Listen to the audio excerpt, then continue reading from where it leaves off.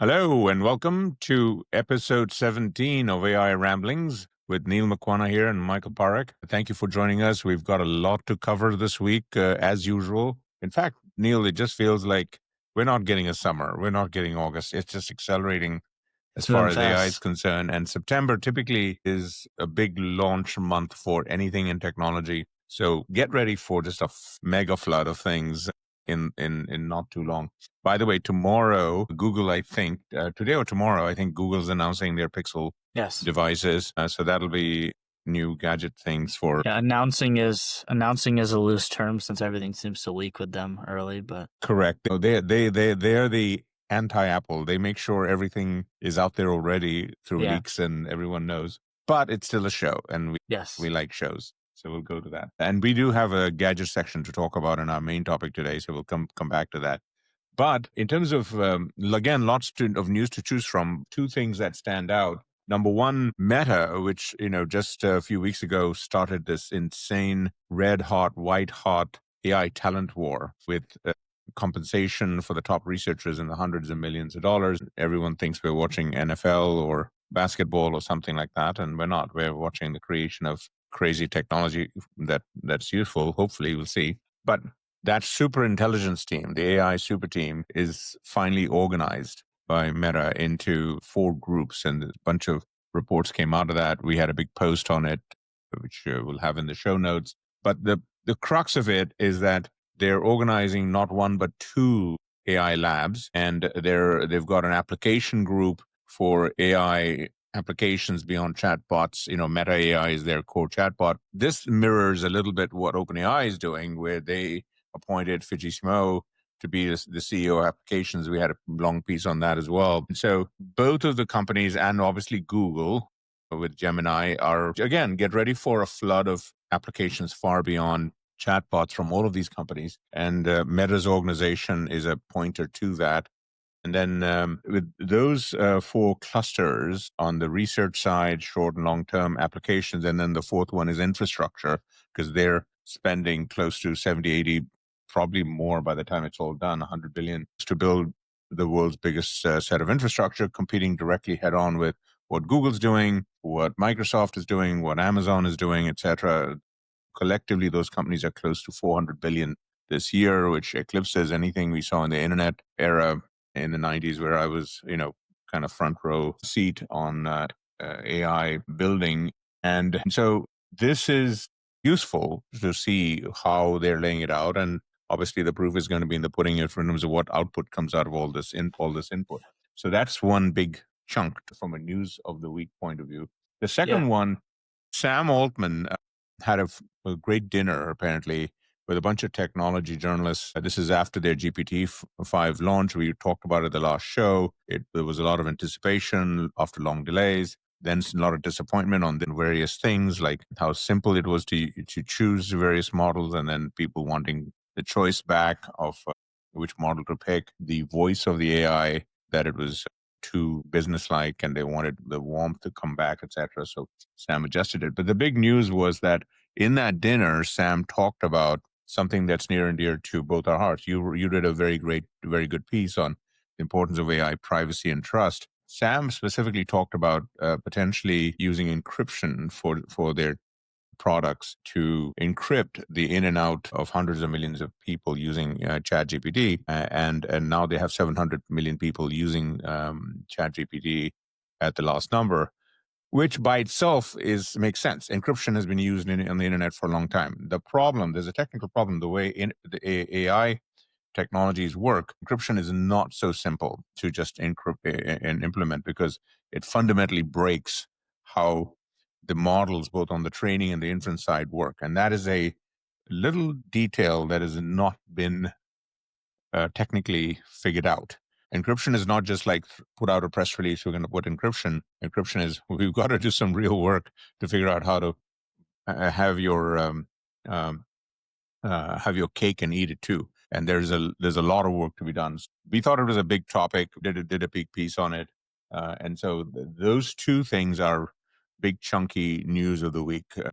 I just wanted to lay it out there and get your thoughts, Neil, because especially on the privacy side, because you've been very vocal on that. Yeah, I mean, before before moving on to the privacy piece, I think one thing to highlight, and you kind of touched on it with the whole Meta superintelligence restructuring news that's come out. You touched on how obviously a lot of these valuations are much bigger than they were back in the internet days. And I think that also goes to show that a lot of these plans are preliminary and they're very fluid. Everything is very fluid right now in terms of structuring, restructuring, hires, fires. And it's something that although there is a precedent for in past tech waves, I think a lot of the stuff they're just trying to, figure out as they go. There's a lot of discussion, obviously, is AI in a bubble and whatnot, but it's one of those things that over time is going to develop. I don't think anything is set in stone, so we'll just have to kind of see where that moves. But I think regarding the OpenAI privacy piece, a couple things I wanted to add was we've brought it up a couple times in the past, but how is Apple tackling AI? And I think one thing that differentiates them from a lot of the competition, and they've emphasized a lot, in the presentations where they have talked about AI recently, is this whole idea of private cloud compute, where they're running a lot of the user queries on its own servers. Obviously, this is a little bit different than what OpenAI is trying to do with the encryption piece, but it just shows that there's a lot of different ways to tackle this. And the biggest thing is to make people feel safe. This is something I kind of talked about on my posts, but we're kind of entering an age where people are balancing this whole trade-off between functionality and privacy, where a lot of these AI services and apps are promising a lot of functionality, but potentially at the cost of your account data, whether it's your access to your mail, calendar, and whatnot. So it's a trade-off that a lot of people are going to have to work through in their own ways, and hopefully it will be made easier by these companies just doing a good job of educating what's actually being done on the privacy side. But another thing to highlight is, Sam's been discussing for a while how memory, and I mean, this is not any surprise, how memory is kind of one of the end goals of what he sees ChatGPT and OpenAI doing, where there might just be one small model that can handle all of your context. And there is a discussion to be had about the memory versus privacy trade-off, just because there is a bit of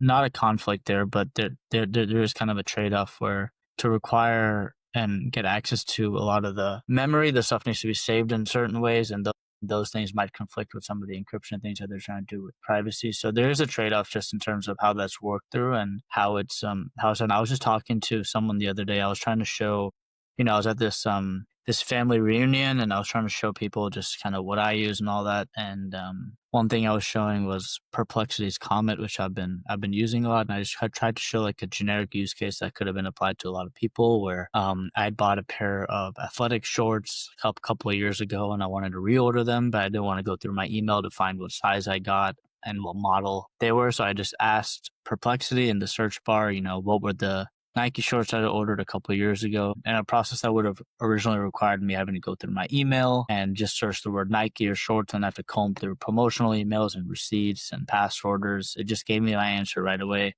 But you could tell that rather than something that surprised me and delighted me when I used it, I think the person I showed it to, you could sense some apprehension just because the gears are kind of turning as to how do they know this? Who gave them access to my email?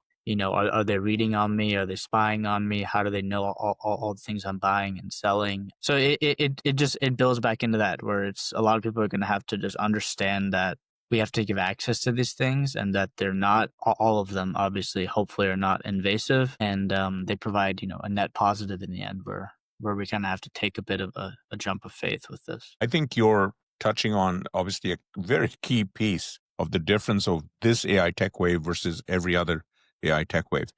Internet wave, the deal was simple. We'll take your privacy, you are the product, and we will sell advertising against it. That gave us the two best businesses over the last 25 years in the internet, ad-based, Google and Meta, quickly followed by Amazon because they figured out they could make a chunk load on advertising. And by the way, Apple services is now reaching 100 billion. It is the second most important financial business for Apple after the iPhone. Not the Mac, not the iPad, not any of these watches, none of that. It's advertising or services collectively in terms of information that's relevant to you, etc. As I said back to you, people, when they have to choose free versus not free, will always go for free. So with the cluster that you're talking about, this apprehension, there is a social engineering problem, this creepiness, and people will be startled by how much these things know and where is it getting from. But guess what? Once they know that They can find it, and you got your product that you bought. My wife and I, we were struggling about finding variety of things on Amazon, and it was sometimes it was hit and miss. With these systems, maybe they get it, but the trade is you have to give it access to everything, and so there is a big issue on that side of it. And what you're describing is the holy grail that everyone's thinking from a monetization point of view, which is e-commerce. But there's a much different picture here. If in your personal life, if you had someone that was walking around with you every 24 hours a day, taking notes of everything and suggesting things that are useful to you, obviously you would have, the billionaires have those people. Actually, they have these body people that they follow them around and help them. But you know what? Those people are signed to 18 levels of NDAs, huge legal consequences if they leak anything out there, etc. There is no such deal when all that flexibility is available through AI to hundreds of millions and billions of people. There is no NDAs, there's no lawyers, and people will just make the trade. So there is a big social engineering problem here and an opportunity. And the technology aside, we haven't figured out what this trade is. And there is not an ongoing discussion. There's a lot more discussion on AGI and existentialism and all this other, these generic sci-fi topics than this very critical topic. So I think this is one of the heart of the issues that society is going to have to figure out over the next 2 or 3 years. And on top of that, guess what? Regulators are going to jump in and they'll have an opinion. Actually, Europe is much further ahead on this. US right now is laissez-faire, go do whatever you want because AI, rah, rah, rah, beat China. China, same kind of thing. So this is a very critical issue. We're going to come back to it a lot more on AI Ramblings. But I just wanted to pin that because all of this totally ties in to news of the week, and so very important. And this kind of leads us into our major topic of the week, where if you just look at here, there were some reports. We'll have details on articles, which please go look at them and you'll see what the specifics of what these companies are talking about. But Meta is planning a whole series of smart glasses in the next couple of years that have displays in them. So instead of $300-400 for the Meta Ray-Ban glasses, these new ones will be close to $1,000, maybe even $1,400, the price of a smartphone that'll have displays and other fancy features. But this is Meta, so the information on these glasses is going to go to your Facebook, your Instagram, etc. Again, this information trade that we were talking about, privacy, etc., a big issue. I still don't trust Meta on this stuff. I'd rather trust Google and Apple, but even not fully for what we're talking about. So devices. So a lot of AI devices. We've known about this. You and I talked about this in our earlier shows. The OpenAI, Johnny Ive, $6.5 billion merger is pointing to devices, next year or the year after. And Apple is planning a whole series of devices as well over the next couple of years, in glasses inclusive, but they're also talking about home security bots, home bots, a home center for AI, a bunch of things. And so there's a plethora of AI implemented devices that are on the horizon. By the way, and again, none of this is going to be cheap, especially with the tariffs. So, if any of these things were going to cost $1, they're going to cost $1.20 or $1.50 this time. So $1,000, $1,500. So what does that mean? That means the early adopters are going to pause. The people aren't going to buy one of everything. And especially when I've got the choice to buy Amazon, and I did a piece on Amazon's devices. They just announced Alexa Plus, which is a subscription. They have a display product called Show. Each one of these things is $500,000. So there's another aspect of this is mainstream adoption. These things are going to be thousands of dollars per household. And again, one of the ways to make it cheaper, there'll be some AI advertising built in, and it makes it cheaper. So these are, again, goes to the privacy trade-off that we're talking about. So big main topic, very meaty. And, it's something that you and I spend a lot of time on. And I know you've got a lot of views on these devices. Yeah, I mean, first off, just from the content and how it kind of impacts my generation, something that I see a lot, especially is just like, it seems a little adjacent, but it really ties into this a lot, is there's, in the last few years, content-wise, there's been a large uproar of live streamers on platforms like Twitch and Kick, which is kind of the new competitor, and obviously YouTube Live, where a lot of these content creators are streaming sometimes their entire days. They have these entire rigs of backpacks where it's a day in the life. They do a marathon where they don't stop the camera for days, and it requires a lot of expensive equipment. And glasses like this, there's one company. I don't think we've actually discussed this before, but I can kind of bring it up. Kick, which is like the main competitor to Twitch right now, is mostly backed by a gambling company called Stake. And Stake recently announced its own glasses where streamers on Kick can buy them and they can live stream content. But they've made it very clear that anything you clip and share will have the Stake logo branded in the corner of it. And that just kind of goes to show where a lot of this stuff is turning, because we've reached a point where like reality TV, from what it was in your generation, has just been replaced with streaming in today's day and age, where a lot of these people are just sharing more of their lives and the drama and the intricacies just for clicks and virality and stuff like that. So in terms of the tech, I think it'll continue to get better, smaller, lighter, faster, and hopefully cheaper. But there's a social engineering thing, kind of how we talked about with the privacy piece, is that, as much as I like the way your glasses look on you, I think to a lot of people it's obvious that there might be recorded when you have them on. So there is a bit of apprehension with this that's going to have to be, played out, as many of these things are. And I think that's part of the reason why, obviously, when Vision Pro came out, a lot of people were making fun of it. They're like, how am I going to walk around in public with ski goggles on? And it's I have something those that, over.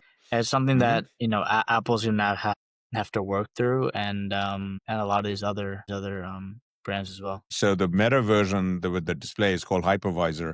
Looks much dorkier than this, thicker and so on. I mean, the prototypes they're not product form. But look, I mean, there's a little light here. If I start to record anything, it'll flash white. That's self-imposed thing. So, but the Kick one that you're talking about probably doesn't have that. I don't know. I wouldn't be But that's the surprised. trade. And again, when people are offered free they'll pick free and dang the thing. I remember 20 years ago, every app that came in the new app store, basically first thing they wanted to do was, we need access to your contacts. Why? Oh, it doesn't matter why. We just want it. So, and people was like, yeah, go. And now our contacts are useless on our smartphone because they're populated everywhere. There's no privacy in your who your contact base was. Same thing goes for your calendar. And that was on the technologies that barely worked. I mean, $100 billion later, Alexa, Siri, all these products, the best things they do are being egg timers. I mean, they're my alarm clock and my music player. That's it. I've got 18 of them running around the house. It's like ridiculous. Anyway, but the other thing, because you're such a your sense of fashion is high. I mean, look, Neil, what do you think? This without a display, this or this? Yeah, Right? I mean, I think it's a no-brainer. We're going with the second option. So the technology is ahead of itself. All these problems have to be figured out. But as geek heads, we love the fact that we're going to have new toys to play with and try. But for regular people, your mom, my sister, my wife, regular people, this stuff is still going to take a long time, despite how exciting AI is and what it's going to do and all that other stuff. But a lot of gadgets coming, and a lot to kind of sort through beyond smartphones. One thing I wanted to highlight, we'll have the links in it below. I know we're trying to, keep the episode short. Mark Gurman for Bloomberg reported a couple things that Apple's going to be venturing into more of these types of devices. There's this Pixar lamp that it's been dubbed internally that they're trying to work on, where it'll essentially be a robot that can sit on a table and it'll have a robotic arm that can swivel and track you, and an upgraded Siri and whatnot. And they're potentially working on a Ring doorbell competitor. So a lot more home automation, security cameras, personal cameras, stuff like that. But there was another report out of Bloomberg that the reason I wanted to bring it up is because it kind of intersects with something that I was researching a bit recently, where it's discussing how Apple's Vision Pro, one of the main things whenever they launched it was this whole idea of immersive video, 3D video. They had a great demo where you'll be walking with a tightrope walker across, a canyon, and you'll be able to kind of feel like you're there with them. But there's a lack of content that's being made. And I was watching a video recently on YouTube that was discussing how James Cameron had to essentially invent new technology for Avatar, how, a lot of the 3D cameras, traditionally the way they were at that time, weren't suited to what he wanted to deliver, and they essentially had to spend months and years to develop these cameras internally to actually shoot this content. And I think that kind of goes into a lot of this immersive video stuff. Obviously, Apple's made leaps and bounds in this area recently with iOS 26, and they've added more immersive photo editing, where on a wallpaper your 2D picture becomes almost 3D, and you're able to manipulate it. And that's a lot of the AI stuff that is not being discussed, and machine learning stuff that's happening behind the scenes that Apple isn't branding. But it's something that I been reading on a bit is just how a lot of these complaints about, hey, there's not enough content for this. There's a lot of investment that needs to be done behind the scenes, and in the end, people aren't adopting these things just due to stuff like price point, like you touched on a bit earlier. And it's something that hopefully over time will just continue to be lowered in terms of cost. Well, one of the news items this week was Apple on Vision Pro is got a concerted effort of doing immersive video for the Vision Pro gizmo. They've apparently got a big bank of that content, but they're kind of doling it out, etc. It's all very interesting, but the issue here is that it's not mainstream. Yes. Most people don't have Vision Pros. They're $3,500 a piece. And so the content is interesting. It's a novelty factor. It's when it gets mainstream. And guess what? Technology always makes it mainstream. So what is Gee Whiz on Apple Vision Pro, 2 years ago is mainstream very soon. Google is, the new Pixels coming out this today or tomorrow. They also have the a mini version of the feature that takes a photo and makes a video. Some of the video product that with VO, which we talked about a couple of shows ago, they just announced a number on YouTube, 100 million hours of VO programming done by creators using the VO things. So they take photos and create several minutes of video or AI generate video. So the flood is coming. I mean, we just passed the 20th anniversary of YouTube. I remember when YouTube, Hurley and company created this, talking to them, how cumbersome it was back then to capture video from your TV and then upload it. That process, I remember talking about it with their people, 2, 3, 4 hours. Today, you can do it on a smartphone. 20 years later, and YouTube basically rules the world in many ways. So the technology always gets mainstream. Technology is always ahead of the social engineering, as we discussed it, and very, very big topic again, constantly. Which again, all of this kind of leads into our next topic, which is Read of the Week, because these are the things that are just racing ahead. In the meantime, there's a big debate going on what to focus on AI here versus other places. And I think your Read of the Week is fascinating on that.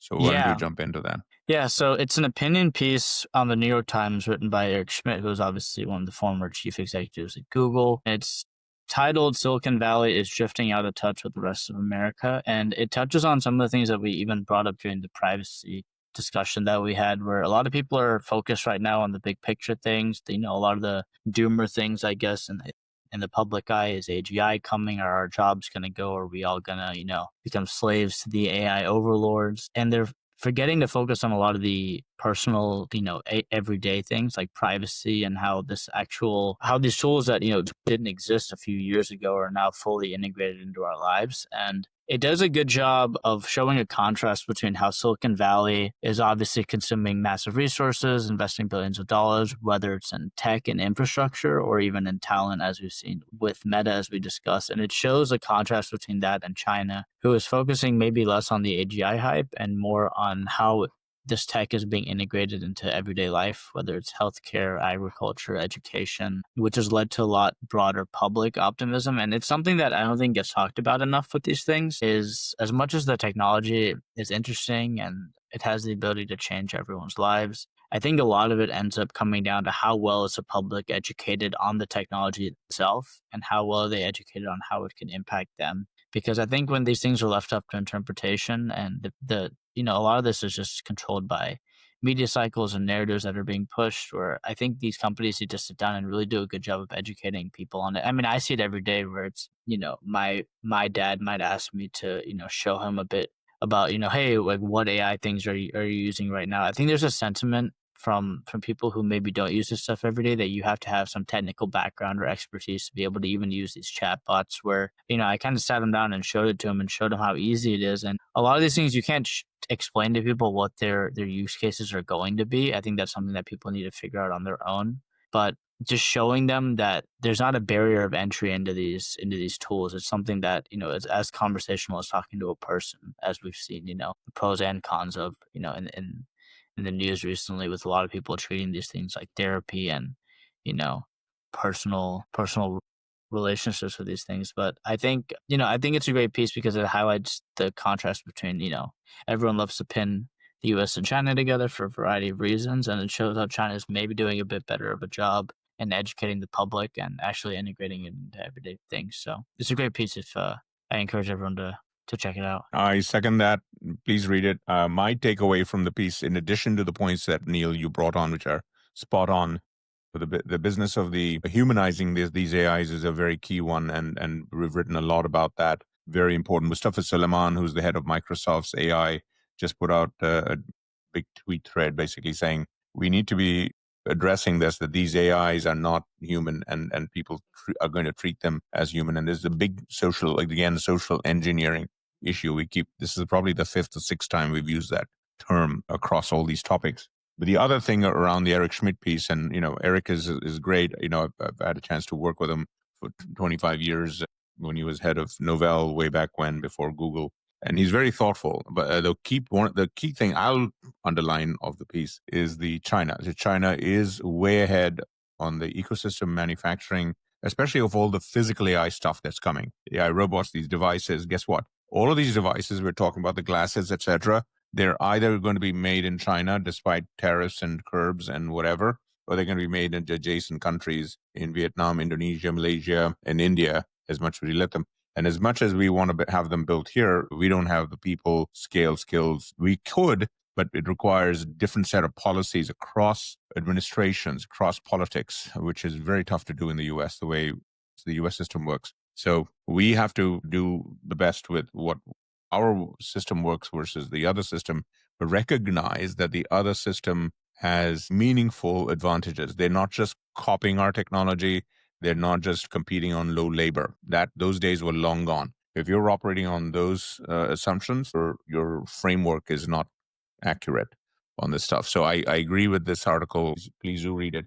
My read of the week is a big evolution, and you touched on it a little bit with the creation of AI generated content earlier. Is this new phenomenon of clippers? Basically, the last 3 or 4 years, we saw this explosion of online creators, etc. Goldman Sachs had a report out a couple of years ago. We'll have the link in the show notes, that the online creator economy went from about $250 billion to $500 billion next year. And that whole system of clipping videos and doing things in TikTok, YouTube Shorts, Reels from Meta, etc., is being augmented by these things, clippers, AI generated clippers that basically make narratives and lists and things around this stuff. So this is a very big phenomenon. We're just seeing the beginning of the flood of content. So we will continue to get flooded, overwhelmed by the amount of content, the abundance from shortage or scarcity of content. So one of the biggest business opportunities for any startup or any big incumbent is how the heck do we help people make choices and selections and so on. So in this world of abundance, so that is going to continue to be a big challenge. I thought this was an interesting read of the week, which then leads us to our obsessions of the week. And I think your obsession is kind of again leading to some of these content pieces as well. Yeah, so mine was it's been making its rounds on social media a bit, but it's Spotify's response to what Apple recently announced. It's actually not available yet from Apple, so I guess they beat them to the punch a bit. But with iOS 26, which will be obviously releasing, as we said, in September, along with a slew of other tech updates from all the major companies, they announced a feature called auto mixing last year at WWDC, or not, earlier this year. And it's essentially a feature where on Apple Music, if you're playing a song in a playlist and it leads into another song, a lot of times there's just an abrupt change. Or there might be a small amount of crossfading where one song starts to play while the other song ends. But Apple, using machine learning, a lot of this AI that isn't being discussed and touched on, because this is something that just happens on its own. It requires a lot of engineering. They're able to match what's stuff like the BPM, so the beats per minute on the song, the track, and actually blend one song into another, where it chooses the point to actually fade into the next song and does a lot of really cool stuff sound wise to make it sound like it's being played maybe even on a live DJ set, where one song is seamlessly flowing into another song. So Spotify's response to that was recently announced and is being slowly rolled out to everyone. From a UI UX perspective, the biggest thing I've seen people talk about, it's funny to see what people focus on with this stuff, is the button where you actually activate this. Is a very old, you would have thought it was taken from like iOS 10 or earlier, very like skeuomorphic, button where it looks like something on a record player on an actual DJ mixer. It's not this flat design. It's something that's intentionally done to stand out, and it's obviously caught people's attention because that's the main thing I've seen discussed is, oh, the button looks so cool. It's such, it's just the small things that people focus on that often go unnoticed from others. But um they do a good job. I've played with it a bit where, if you're in a playlist and one song goes into another, now it's a lot more smooth. And you can obviously, from a granular perspective, this is something I don't think Apple even had, where you can actually click on the transition itself. And if you're an aficionado of this stuff or you want to learn more about it, you can actually mess with the waveforms and match things up and actually change the transition yourself. So it's something that a lot of people were asking for. I obviously have both Spotify and Apple Music, and I use Spotify more just because it's what friends use. And if I'm doing stuff like playlists or even things like jams, where if you're in a room with a lot of people and everyone wants to queue up songs, you can join a jam. It's hard to do that with Apple Music just because there's not as much functionality for that, and everyone has Spotify compared to Apple Music from what I've seen. A little bit of an anecdotal thing there, but yeah, I think it's great to see these features, and it's something that'll just be fun to play around with. That is awesome. I next time we get together this weekend, I want to see some of this Yeah, in form. By the way, I we may talk about it in one of these other shows. I'm intrigued by this gizmo on music, a music player from a company called Teenage Engineering, which I think is mhm, a favorite of yours. They've got yeah, this really clever retro thing which has a spinning wheel, a clicker to yeah, control your music and do the mixing, etc. It's a great product, pricey as anything is from Teenage Engineering. yeah, It's about $1,500, but it's so cool looking. We may put a link up in the thing sure, just to because it ties to what you're talking about. And again, when you then combine it with AI's suggestivity in terms of what you can listen to or create, this is a whole new world that's coming. My obsession of the week, I've been working, as you know, on some major projects. One of them is a book on AI. So I started to take some of the early drafts and so on and put them because now we have GPT-5 and we have all the latest from the other guys, etc. My obsession this week was taking some of those drafts and putting them through all of the various LLMs, including Perplexity, by the way, just to see, compare and contrast the differences. And there's a lot of learning. I'll probably write about this. It may even be a chapter in the book. But because all of this stuff, again, there's a lot of social engineering to be done. That's just coming back to our favorite term of the show. But it's very interesting that the things that have helped Perplexity get so far ahead, so to date, which is while it's using scarce compute to come up with suggestions, it gives you the steps that it's going through, and you can read all that while it's computing and choosing what models to use, etc. ChatGPT 5 is actually you can see the difference between 4.0. It is much more robust, especially when you make it do thinking processes. It takes a little longer. It doesn't have the finesse of the Perplexity to kind of give you things to look at while you're waiting, but it does come across. The other thing is the voice of the AI. This debate that Sam Altman had, where a lot of people said, "Hey, it's a lot more businessy, lot less friendly, etc." And they did tweak that, and I could see it in GPT-5, where at the end of almost every query, it basically kept asking me, "I just did this for you. Would you like me to do this, this, and this as well?" So it was basically giving me more things to do rather than me think about what else to ask it to do. yeah, Clever from a usage habit point of view. Also expensive because every time half the time my responses were yes, yes, yes, yes, yes. Do you want me to generate it into a PDF file, into a doc? Yes, yes, yes. Then all of a sudden I've got a flood of these things, and I've got to do the work of sorting through and yeah, comparing contrast. Now, all of that they will have to engineer their way out of, but there is a very distinct difference in terms of how ChatGPT was doing this, and Claude basically does a different version of this. Anyway, I'll do a longer piece on this, but yeah, this was my obsession of on a project that I care about, that I'm going to be spending big chunks of time on, but seeing how these things can help accelerate that process and make it more for sure. richer and interesting. So that would be that part of it. I think we're almost at the end of the show. Other than our burning questions for each other, My burning question for you, Neil, you've been ramping up your reading of books Yeah. and things on Kindle apps and so on. And recently you got a Kindle device Yes. standalone, and it's been now a few weeks. The summer's almost done. Yeah. Curious, any just spot assessment on Yeah. the I various ways to read your books? still love it. I've been using it a lot. I've been traveling a bit, Colorado, San Francisco. I'm gonna be going to New York next week, and I've been taking it. It's great on planes and stuff and low light. And when you're walking around, I think the screen is good. The whole reason I bought it, obviously, is to kind of detach me a bit from my phone, because I think the reading experience on the phone gets muddied by notifications and stuff, and it's a very distracting experience. One thing I will say though, and this is from a UI UX perspective and maybe an engineering perspective that I would wish would get fixed. This is like another wishful feature. Is obviously, when you're reading on a Kindle, it needs the internet to sync to your device and then to sync to my phone. And I would love to be able to pick off on my phone, but since I've been traveling so much, I don't really think about connecting my Kindle to the internet, because in my head it's just a book reader, not an internet device.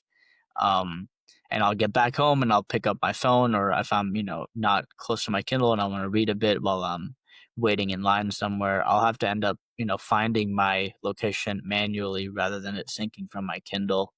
And something that I think would be great for them to add, from a technical side, I'm sure it's not super difficult, but it's something that I think Amazon's not doing intentionally, is where, this whole idea of NFC and tapping things has become huge recently with stuff like Apple Pay, and a lot of these even like physical sensors that people put on themselves require an NFC tap to pair.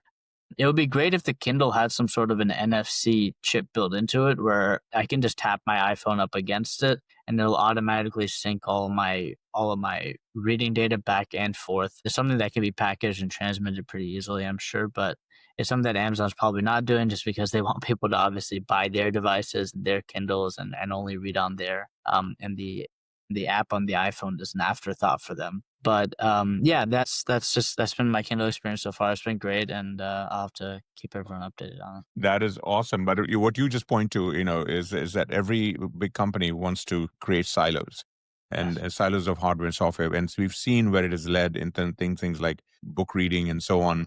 Apple still insists on having its books app. Most people don't even remember that they Yeah. still have a bookstore, but no one Yes. uses it. But they still have to have one because Amazon's got one.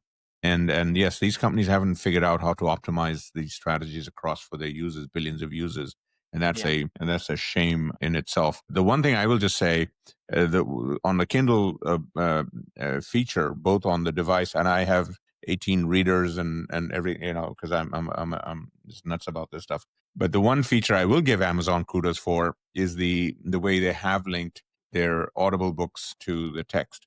So the fact that I can take any book, if and again, what they haven't fixed is because of the salification and the monetization. They've not made it cheaper to own both the book and the audio version. You have to kind of pay full price for both, etc. And I typically do it because there are different experiences, and especially with AI creating automated voices, so the cost of production is going down. So that's a whole separate topic we can come to. But the cost aside, the magical feature of any book that you're reading to go back and forth from text to audio, in different modalities, going to sleep, whatever, is just great. And the fact that the system just picks up where to stop listening and I can read it, or whether it's on my device or my app on my phone, etc. That integration is still very cool. And most people don't get to experience it, I think, just because it does ask for the same people in general, mainstream people, to buy the same book twice, audio version and the text version, which I think is a bloody shame. So this is not mainstream yet.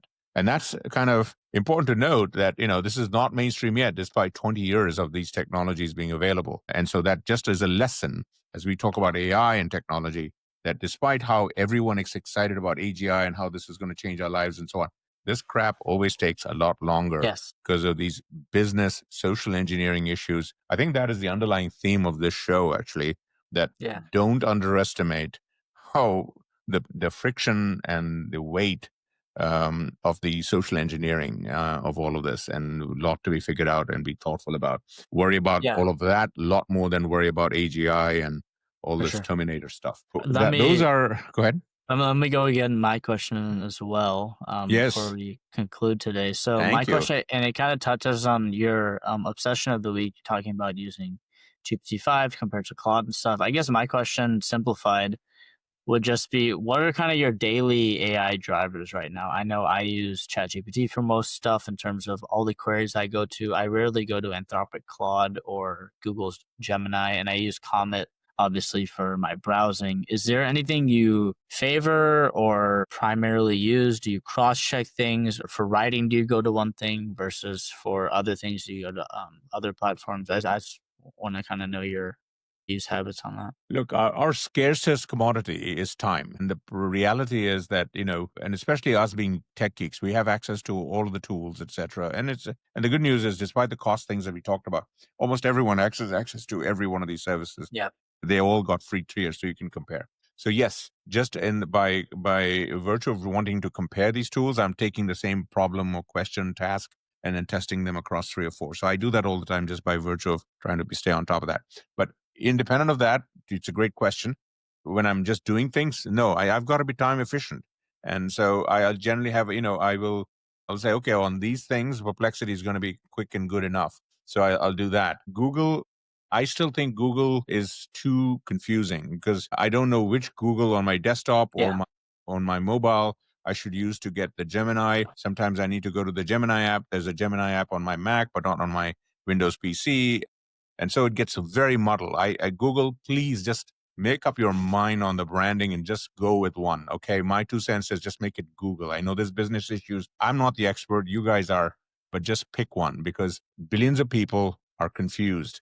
And so that is a big issue for me in terms Yeah. of not using Google more. It actually, half the time I'm doing my Google search, it will not even use the AI, and Yeah. half the time it will. And I can't tell which. And when I Yeah. don't have agency on that, it becomes useless. So I'm now giving you a review of my experience on Yeah. this that you just asked about. So I am doing this constantly, but it's not easy. And on Yes. ChatGPT, the problem still is OpenAI, as great as their GPT-5 may be, maybe we don't know all of that yet. It's still a lot of work to get stuff into it and out of it, all right? Because they're still a standalone thing. And then there's Apple, between Apple and Google has all my stuff. So the moment one of those two give me better ways to do this, guess what? I'm dropping most of the other ones. Yes.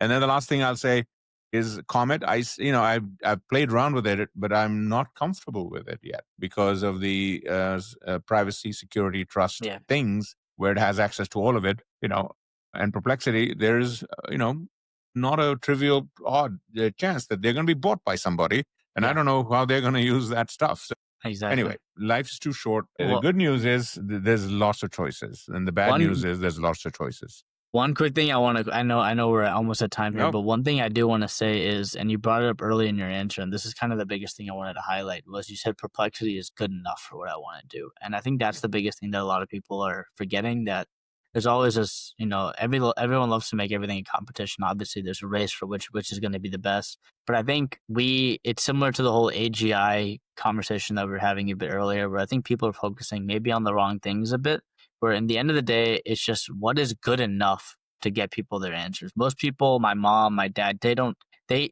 care so little about AI, they could care even less about what model they're using. They just want to get the best answer. And I think what you touched on at the end is that once Google and Apple figure this out, I think a lot of the decisions are going to be made for us in the best way possible, where it's the most convenient thing. It has access to the information you need, and it's good enough. I think good enough is the biggest thing to good highlight enough there. there's a whole chapter in the book.